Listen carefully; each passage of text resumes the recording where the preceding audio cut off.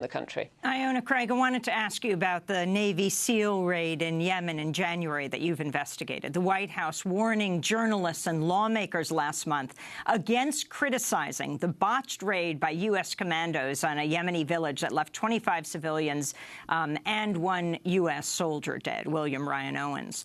The Bureau of Investigative Journalism reports the January 28th assault killed 9 children under the age of 13, with 5 other children wounded. Among those critical of the raid was Arizona Republican Senator John McCain. When you lose a $75 million airplane, and more importantly, American life is lost and wounded, I don't believe that you can call it a success. White House Press Secretary Sean Spicer lashed out at Senator McCain and journalists for criticizing President Trump's decision to order the raid. It's absolutely a success. And I think anyone who would suggest it's not a success does disservice to the life of Chief Ryan Owens. He fought knowing what was at stake in that mission. And anybody who would suggest otherwise doesn't fully appreciate how successful that mission was, what the information that they were able to retrieve was, and how that will help prevent future terrorist attacks. I understand that. I think my statement's very clear on that, Kristen. I think anybody who undermines the success of that raid owes an apology and a disservice to the life of Chief Owens. So that is Sean Spicer. President Trump, when he addressed a joint session of Congress, brought in the widow of Ryan Owens, but Ryan Owens' father, William Owens, refused to meet with President Trump when his son's body was brought to Dover Air Base, harshly critical of this raid, saying, why did he have to do this now, to move so quickly in his administration? Now, that was one Navy SEAL, and then you have the number of civilian casualties, women and children. What did you find, Iona? Well, really, the civilians that I spoke to when I went to the village had exactly that same question. Why? Why did the Trump administration choose to carry out this raid? For what reasons? And what are they going to do about it now? Because not only did they put the lives of Navy SEALs at a huge amount of risk, which was highly predictable if you had even a vague understanding of the local politics in that particular area of Yemen at the time, but obviously caused mass civilian casualties. There were 26 people in that village who were killed. As you've already mentioned, many of those were women and children. That village has essentially been abandoned now because not only after that raid happened, not only was the entire village strafed and more than 120 livestock were killed, but the U.S. went back a month later at the beginning of March and bombed it for 4 consecutive nights, both with drone strikes and helicopter gunfire, and killed 2 more children and several more adults. So the last person that I spoke to who was living there, Sheikh Aziz Al-Amri, he then left the village and is now living under trees several miles away. So the impact on the local population, who were essentially on the same side as the U.S. in the civil war in Yemen at the moment. They were fighting against the Houthis, which is exactly what the U.S. has been doing over the last 2 years. They've not only alienated the entire local population around there, but caused a huge amount of anti-American sentiment. And now tribesmen who were not al-Qaeda, who are not even al-Qaeda now, but were not before, but are now quite willing and wanting to fight the Americans as a result of this and a result of them killing their children and their wives. So I think what was quite clear before they even went in there was that, and what actually happened was the fact that all of the local tribesmen in that area came to defend the village when the U.S. Navy SEALs went in there. And that was because they thought the village was being raided by the people they've been fighting for the last 2.5 years, which is the Houthis. They had no notion that it was Americans that were coming in to attack the village when it happened. And that was quite clearly a huge risk when the Americans went in there to carry out this raid, that would indeed happen. It's the middle of a civil war. That village is right behind the front lines. They had been receiving rocket fire and mortar fire from their opponents in the civil war in the days and weeks before the raid.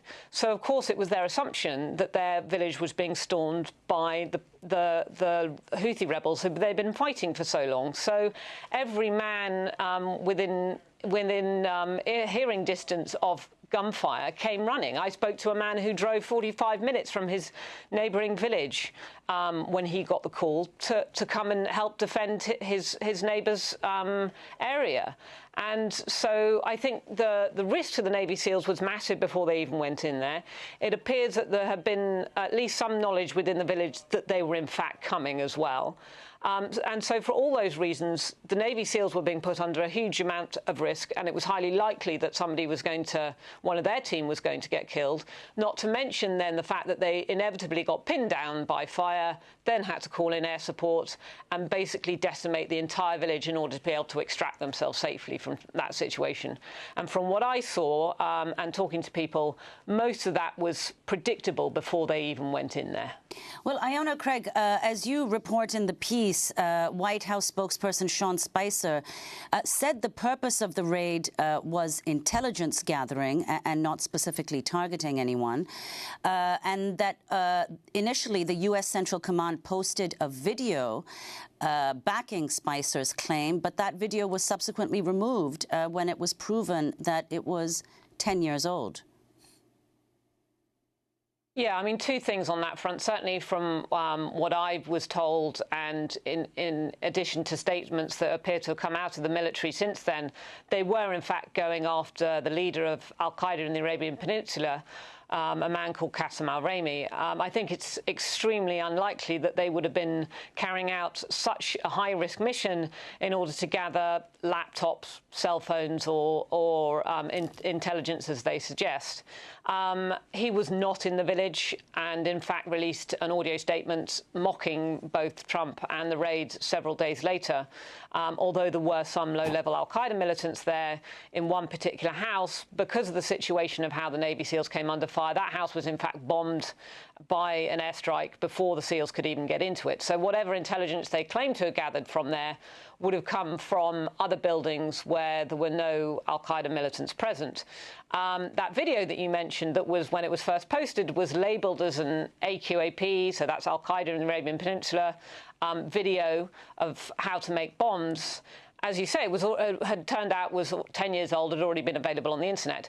Well, AQAP, as it is now, didn't even exist 10 years ago. So even to label it as an AQAP video was kind of laughable, really. And if that's the best of the intelligence that came out of there, then it seems that that was a very high-risk undertaking for very little gain, if that's the best that they can show for it. But as I mentioned, certainly the people I spoke to on the ground, when I asked them about what houses the Navy SEALs got into, or perhaps access to the dead bodies who may have been carrying, let's say, cell phones or electrical equipment, they couldn't even clarify to me that the Navy SEALs had got inside buildings or had actually access to the dead. They couldn't say either way because of the chaos of the situation, it being extremely dark. They obviously didn't have night vision goggles like the Navy SEALs would have. So it wasn't even clear that they had, in fact, got into any buildings or not. So I think that's highly disputed, that intelligence. And it's certainly some of the claims being made over the last few days that the whole laptop ban was linked to intelligence gathered from the Yemen raid do not add up at all from what I've seen being written in the media on that as well. Iona, we have less than a minute to go, but earlier this month, Amnesty International urged Trump to block future arms sales, writing, arming the Saudi Arabia and Bahrain governments risks complicity with war crimes, and doing so while simultaneously banning travel to the U.S. from Yemen would be even more unconscionable, Amnesty wrote. Front page story in the New York Times today, Secretary of State Rex Tillerson has decided to lift all human rights conditions on a major sale of F-16 fighter jets and other arms to Bahrain in an effort to end a rift between the United States and the critical Middle East ally. If you can very quickly talk about the role of U.S. weapons in these conflicts. In Yemen, it's huge. The U.S. is the biggest exporter to Saudi Arabia, and it's big business for the U.S. But, of course, we know that the majority of civilian casualties in the war in Yemen have been caused by Saudi-led airstrikes. And the U.S. has a huge influence over this.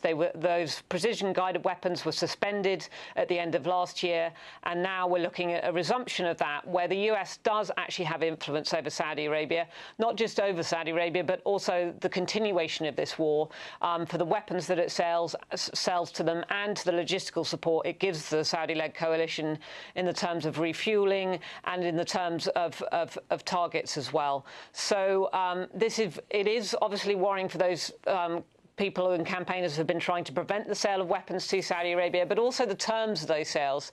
There are indications now that those weapons may be sold under commercial terms rather than under military, which also then doesn't attach the same end-use issues with them. So there isn't so much scrutiny then with the end use of those weapons in a war like Yemen, and that's also deeply concerning. So I think now at a stage where really the attempt should be made to de-escalate the conflict. All indications are now that, in fact, the war in Yemen will be escalated by the activities of the U.S. government now. One last, very quickly, Iona, that as we said in our introduction, there have been more airstrikes carried out since the start of 2017 than there were in all of 2016. But you've pointed out in a recent interview that there were more drone strikes in Yemen over the space of 36 hours than there were in all of 2016. Yes, absolutely. And even in the last 24 hours, there have been US airstrikes, and not just airstrikes, there's naval bombardments as well, which, of course, were being done under the Obama administration. But those airstrikes have been carried out in Abiyan province, in Shabwa, in Hadramaut, in Marib, in the last 24 hours, in Marib, in Shabwa, and in Abiyan, and also in al-Qaeda as well earlier on in March.